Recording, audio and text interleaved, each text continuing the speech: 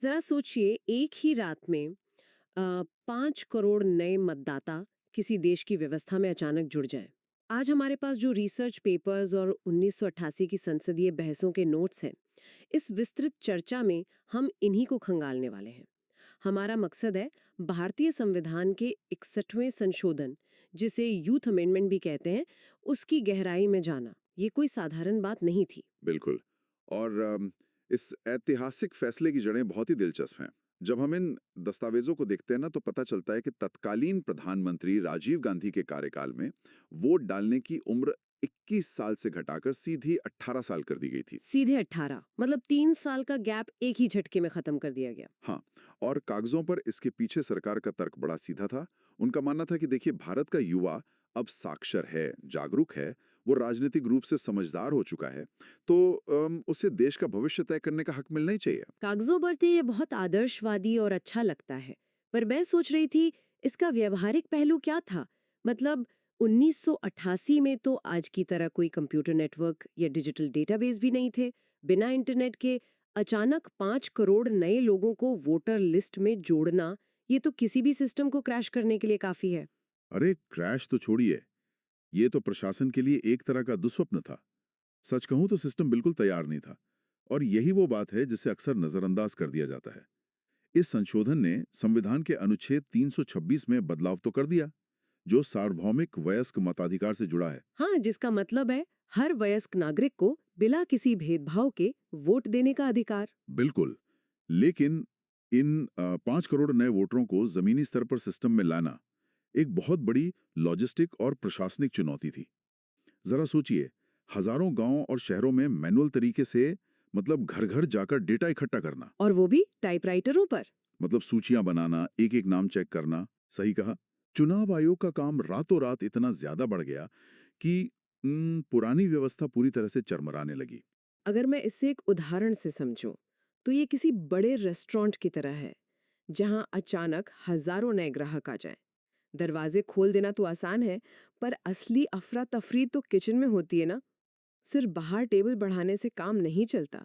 आपको अचानक से नए हेड शेफ रखने पड़ते हैं, पूरा ढांचा ही बदलना पड़ता है। एकदम सटीक तुलना है।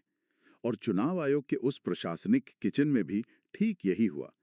5 करोड़ नए नाम दर्ज करना, लाखों नए पोलिंग बूथ बनाना, सुरक्षा की व्यवस्था देखना, ये सब एक अकेले मुख्य चुनाव आयुक्त के बस की बात नहीं रही थी। तो फिर उन्होंने इस स्थिति को संभाला कैसे? काम का बोझ इतना भयानक था कि व्यवस्था को टूटने से बचाने के लिए अक्टूबर 1989 में राष्ट्रपति ने 2 अतिरिक्त चुनाव आयुक्त नियुक्त कर दिए। अच्छा, मतलब उम्र का आंकड़ा 21 से 18 करने की इस एक फैसले ने चुनाव आयोग का पूरा स्वरूप ही बदल दिया। जी हाँ।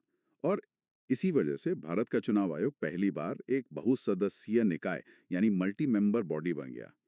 ये शक्ति और जिम्मेदारियों का बंटवारा सिर्फ एक प्रशासनिक सुधार नहीं था, बल्कि उन 5 करोड़ युवाओं के सिस्टम में आने का सीधा नतीजा था। ये सच में हैरान करने वाला है कि कैसे एक नीतिगत फैसला लहरों की तरह पूरे सिस्टम को बदल कर रख देता है। पर एक बात बताइए, क्या ये बदलाव देश के हर तरह के चुनाव पर लागू हुआ? हम्म, ये एक बहुत जरूरी सवाल है। हम्म। हमारे स्रोतों से ये एकदम स्पष्ट है कि इस अमेंडमेंट ने केवल प्रत्यक्ष चुनावों को प्रभावित किया। मतलब जहां जनता सीधे वोट डालती है, जैसे लोकसभा और राज्य विधानसभाओं के चुनाव। बिल्कुल। राज्यसभा जैसे अप्रत्यक्ष चुनावों पर इसका कोई असर नहीं पड़ा। फिर भी इसने मतदान की पूरी प्रक्रिया को एक नया और युवा अर्थ जरूर दे दिया। तो ये स्पष्ट है कि 61वें संशोधन ने सिर्फ वोटर लिस्ट लंबी नहीं की, बल्कि चुनाव तंत्र को खुद को दोबारा गढ़ने पर मजबूर कर दिया। 5 करोड़ युवाओं की उस नई ऊर्जा को संभालने के लिए लोकतंत्र के संस्थानों को अपना काम करने का तरीका बदलना ही पड़ा। एकदम सही। और इस विस्तृत चर्चा को समेटते हुए, ये पूरी कहानी एक बहुत ही विचारणीय प्रश्न पीछे छोड़ जाती है। वो क्या? देखिए, अगर 1988 में ही 18 वर्ष के युवाओं को देश की सरकार चुनने और इतने बड़े राजनीतिक फैसले लेने के लिए पर्याप्त जागरूक और समझदार मान लिया गया था, तो क्या आज लोकतंत्र के अन्य बड़े नीतिगत और आर्थिक निर्णयों में भी इस युवा वर्ग की सीधी और प्रत्यक्ष भागीदारी नहीं होनी चाहिए? ये वाकई एक ऐसा सवाल है जिस पर हम सबको गहराई से सोचने की जरूरत है।